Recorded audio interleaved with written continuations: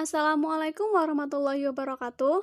Perkenalkan, kami dari kelompok 12 mata kuliah Kode Etik Psikologi akan menerangkan bab konseling psikologi dan terapi psikologi. Kami beranggotakan 3 orang. Yang pertama ada saya, Nurul Ani Hayati. Yang kedua ada Tasa Safitri. Dan yang ketiga ada Indriani. Apa aja sih yang akan dibahas? Yang pertama ada pengertian konseling psikologi dan terapi psikologi. Yang kedua, perbedaan keduanya. Dan yang ketiga, kualifikasi dan penyelenggara layanan. Dan yang terakhir adalah contoh kasus dari konseling psikologi. Yang pertama, pengertian konseling psikologi dan terapi psikologi. Jadi, apa sih yang dinamakan konseling psikologi? Menurut Lesmana, konseling psikologi adalah sebuah bentuk intervensi yang memperlihatkan hubungan membantu antara konselor dan konseli guna belajar mengenai pembuatan keputusan dan memformulasikan cara baru untuk berpikir, merasa, dan bertingkah laku.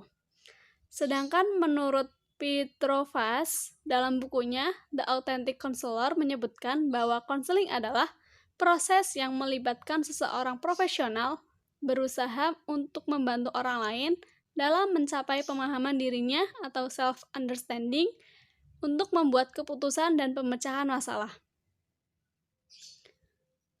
Kemudian ada terapi. Bagaimana sih?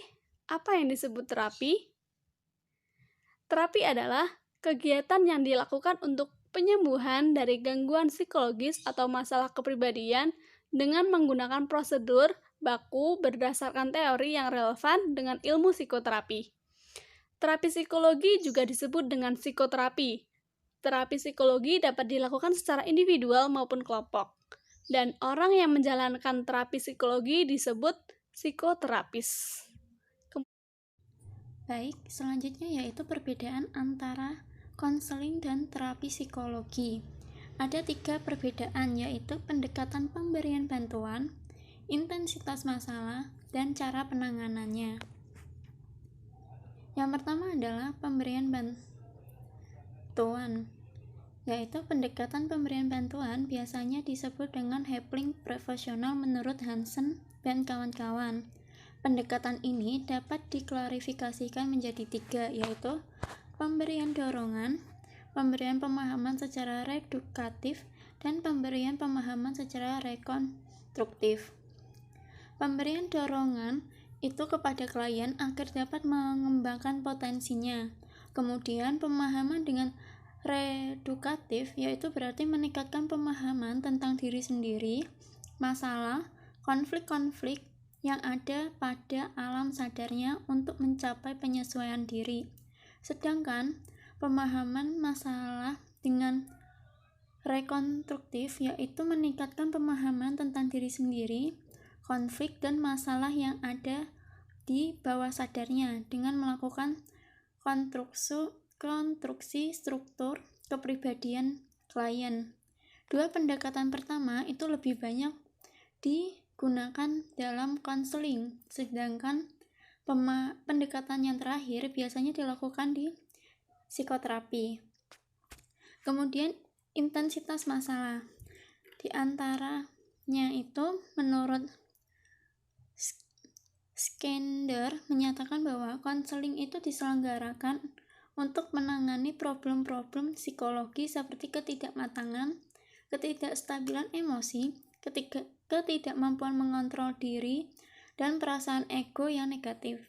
Sedangkan psikoterapi lebih menangani gangguan mental dan problem berat seperti konflik-konflik yang serius, gangguan perasaan, dan sebagainya. Kemudian yang terakhir adalah cara penanganan. Konseling lebih berorientasi pada klien, mementingkan hubungan, diselenggarakan dengan pendekatan humanistik, dan kurang berkaitan dengan medis.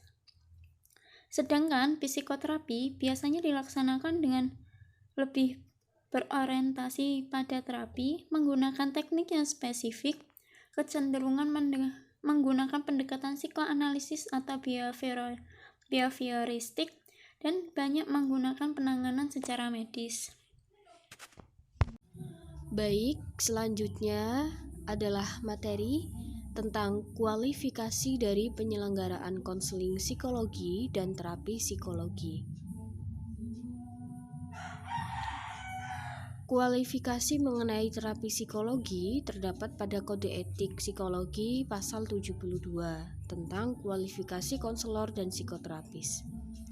Bab ini menjelaskan tentang kualifikasi konselor dan psikoterapis. Adapun kualifikasi yang diperlukan seorang konselor adalah: yang pertama, memiliki kualifikasi dan kompetensi untuk menjadi konselor. Saya kira sudah jelas ya. Kemudian yang kedua, mengutamakan dasar-dasar profesional. Yang ketiga, memberikan pelayanan konseling bagi semua yang membutuhkan. Lalu yang keempat, mampu bertanggung jawab menghindari dampak buruk. Nah, konteks tugas konselor sendiri berada dalam kawasan pelayanan yang bertujuan untuk mengembangkan potensi dan memandirikan konseli dalam pengambilan keputusan dan pilihan untuk mewujudkan kehidupan yang produktif, sejahtera, dan peduli kemaslahatan umum.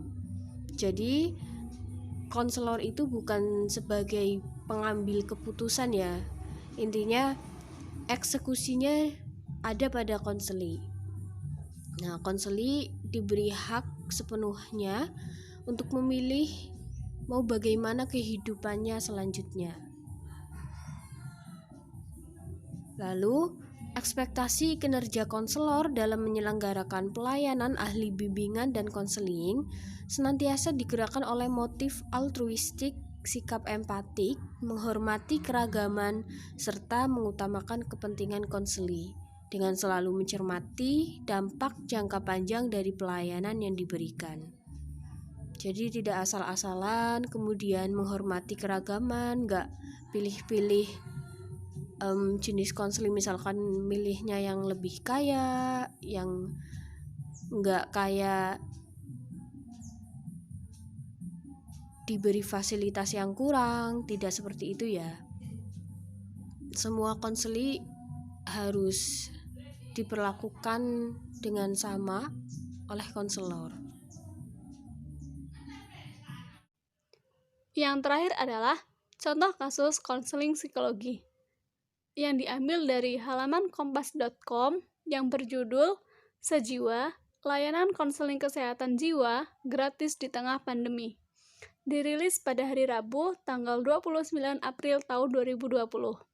Yang isinya, COVID-19 ini memicu kecemasan memanjang pada banyak anggota masyarakat. Kondisi ini dikhawatirkan bakal berpengaruh pada kesehatan jiwa. Demi mengantisipasi keadaan tersebut, pemerintah meresmikan Sejiwa yang adalah merupakan sebuah layanan psikologi untuk kesehatan jiwa. Menurut Muldoko, selaku Kepala Staf Kepresidenan, layanan ini merupakan inisiatif yang disetujui oleh Presiden Joko Widodo. Saya sudah sampaikan di rapat terbatas dengan Pak Presiden, dan beliau menyetujuinya. Lalu langsung kita rumuskan dan kita bersyukur bagi hari ini bisa meluncurkan Sejiwa, ujar Muldoko dalam jumpa pers di YouTube Live Kantor Staf Presiden pada hari Rabu. Kemudian, kesehatan jiwa adalah aspek yang sangat perlu dijaga demi menghindari ancaman tekanan psikologi yang antara lain bisa menjadi pemicu terjadinya kekerasan dalam rumah tangga atau KDRT. Selama 16-30 Maret 2020, terdapat 59 kasus kekerasan, perkosaan, kekerasan sosial, dan online pornografi, ujar Muldoko. Muldoko mengutip angka itu berdasarkan data dari Lembaga Bantuan Hukum dan Asosiasi Perempuan Indonesia untuk Keadilan atau APIK. KDRT pada perempuan dan anak juga menjadi pokok perhatian di negara lain selama pandemi COVID-19 melanda. Untuk itu, Muldoko menilai pemerintah perlu turun tangan untuk mengatasi permasalahan ini. Negara hadir untuk menjaga warganya, salah satunya untuk menjaga kesehatan jiwa melalui layanan konseling dan edukasi. Bagi masyarakat yang ingin menikmati layanan konseling psikologi langsung, layanan sejiwa ini bisa diakses melalui nomor hotline 119 extension 8, yang mana sebelumnya layanan 119 ini juga dimanfaatkan untuk bisa digunakan sebagai konsultasi masyarakat seputar COVID-19, kata Muldoko. Ya, pembahasan kita sudah selesai. Terima kasih bagi yang sudah mendengarkan dan menyimak. Apabila ada kesalahan kata, kami mohon maaf. Wassalamualaikum warahmatullahi wabarakatuh.